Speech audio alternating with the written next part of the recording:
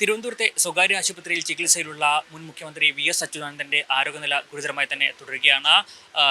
തൽസ്ഥിതി തുടരുന്നു എന്നാണ് ഇന്നത്തെ മെഡിക്കൽ ബുള്ളറ്റിൽ വ്യക്തമാക്കിയിരിക്കുന്നത്. കഴിഞ്ഞ ദിവസം ഒക്കെ അതീവ ഗുരുതരാവസ്ഥ തന്നെയായിരുന്നു. അതേ അവസ്ഥയിൽ തന്നെ തുടരുന്നു എന്നാണ് മെഡിക്കൽ ബുള്ളറ്റിലൂടെ മെഡിക്കൽ ബോർഡ് അറിയിച്ചിരിക്കുന്നത്. തിരുവനന്തപുരത്തെ സ്വകാര്യ ആശുപത്രിയിൽ മെയ് 23-നാണ് അദ്ദേഹത്തെ പ്രവേശിപ്പിച്ചത്. അന്നു മുതൽ അദ്ദേഹം അതീവ ഗുരുതരാവസ്ഥയിൽ ചികിത്സയിലാണ്. അതേ രീതിയിൽ തന്നെ ഇപ്പോഴും തുടരുന്നു എന്നാണ് ഇതുമായി ബന്ധപ്പെട്ട് വ്യക്തമാക്കിയിരിക്കുന്നത്.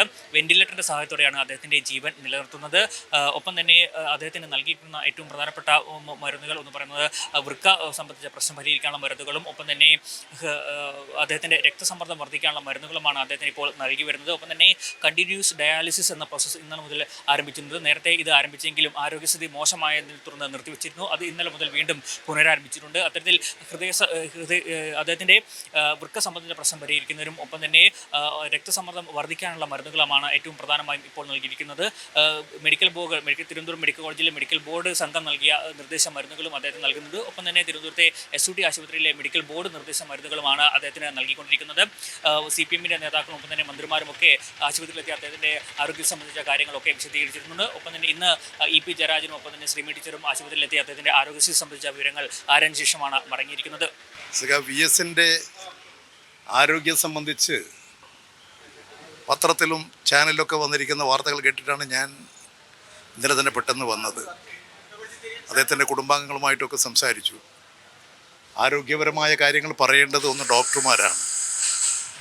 രണ്ടാമത്തെ കാര്യം ഹോസ്പിറ്റൽ അധികൃതരാണ് അത് സംബന്ധിച്ചുള്ള കാര്യങ്ങൾ വെളിപ്പെടുത്തേണ്ടത്. അത് പറയാൻ ഞാൻ ആളല്ല.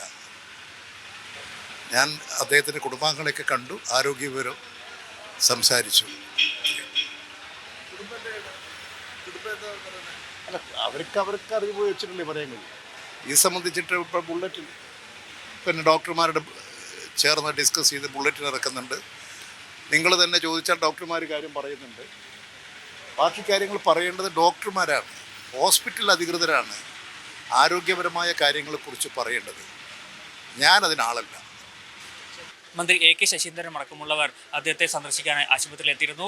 എന്തായാലും അദ്ദേഹം അതീവ ഗുരുതരാവസ്ഥയിൽ തന്നെ തുടരുന്നു എന്നാണ് ഏറ്റവും പ്രധാനപ്പെട്ട കാര്യം. ഇത് സംബന്ധിച്ച മെഡിക്കൽ ബുള്ളറ്റിലാണ് ഇക്കാര്യം വ്യക്തമാക്കിയിരിക്കുന്നത്. എന്തായാലും കഴിഞ്ഞ 10 ദിവസമായി തിരുവനന്തപുരത്തെ സ്വകാര്യ ആശുപത്രിയിലാണ് അതീവ ഗുരുതരാവസ്ഥയിൽ VS-നെ ചികിത്സിച്ചുകൊണ്ടിരിക്കുന്നത്. എന്തായാലും വെന്റിലേറ്റർ സഹായത്തോടെയാണ് അദ്ദേഹത്തിന്റെ ജീവൻ നിലനിർത്തുന്നത്. ക്യാമറമാൻ പത്മകുമാറിനൊപ്പം രജീഷ് നരിക്കുനി, മലയാളം ന്യൂസ്, തിരുവനന്തപുരം.